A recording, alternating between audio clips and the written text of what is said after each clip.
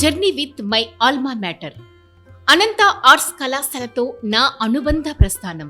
అనిర్వచనీయమైన ప్రకృతి సృష్టి ధర్మంలో ఎందరో మహానుభావులు తమ తమ భావ ధర్మాలతో ఈ లోకంలోకి వస్తూ ఉంటారు, పోతూ ఉంటారు. అలా వచ్చిన వారిలో చాలా మంది తమ కర్తవ్య ధర్మాన్ని నెరవేర్చకుండా ఏవేవో ఇతరమైన పనులను చేస్తూ వచ్చిన పనిని మరచిపోతూ ఉంటారు. అది జీవన ధర్మానికి, మానవ ధర్మానికి సంపూర్ణత్వం చేకూర్చదు. ఎవరైతే ఏ కర్తవ్య దృష్టితో ఇక్కడకు వస్తారో, దానిని పరిపూర్ణంగా నెరవేరుస్తారో వారే నిజమైన సృష్టి ధర్మ కర్తవ్యులవుతారు. అప్పుడే సర్వ విశ్వతత్వానికి, మానవ ప్రయత్నానికి పరిపూర్ణత్వం చేకూరుతుంది. ఆ కోవకు చెందిన వారు కూడా ఎంతో మంది ఈ లోకంలో ఉంటారని, వారే విశ్వ మానవాళికి ఆదర్శంగా నిలుస్తారని ఘంటాపథంగా చెప్పవచ్చు.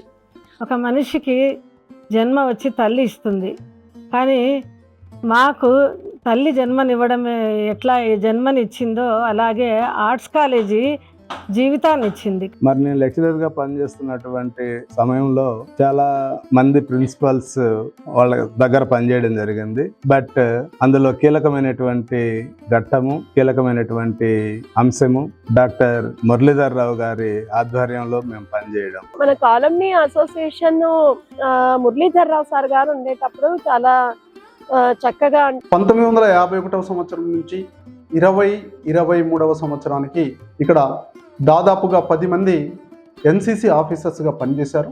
ఇందులో ఎక్కువ కాలము ఈ కళాశాలలో ఎన్సిసి పనిచేసినటువంటి మేజర్ డాక్టర్ మురళీధర్ రావు గారి గురించి మనము ఇక్కడ చర్చించుకోవాలి. డాక్టర్ మురళీధర్ రావు గారు కాలేజీ అభివృద్ధి కోసం, హాస్టల్ అభివృద్ధి కోసం, సర్వతోముఖ అభివృద్ధి కోసం, అంటే అన్ని రంగాలలోనూ కాలేజీని, హాస్టల్ని అభివృద్ధి చేయడానికి వారు ఎంతో శ్రమించారు.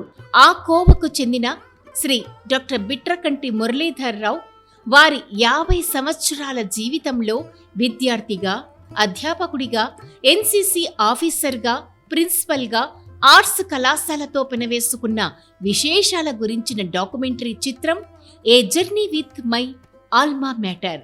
అనంతపురం ఆర్ట్స్ కళాశాలతో నా అనుబంధ ప్రస్థానం.